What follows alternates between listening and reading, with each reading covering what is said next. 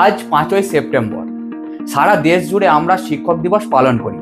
এই দিনটি কেবল আনুষ্ঠানিকতা নয়, বরং শিক্ষকদের প্রতি কৃতজ্ঞতা, শ্রদ্ধা ও ভালোবাসার প্রতীক। মহান দার্শনিক, শিক্ষক এবং ভারতের প্রাক্তন রাষ্ট্রপতি ডক্টর সর্বপল্লী রাধাকৃষ্ণনের জন্মদিন উপলক্ষে পালিত এই দিনটি আমাদের মনে করিয়ে দেয়, শিক্ষকরা শুধুই পাঠদানকারী নন, তারা সমাজ ও জাতির ভবিষ্যৎ নির্মাণের কারিগর।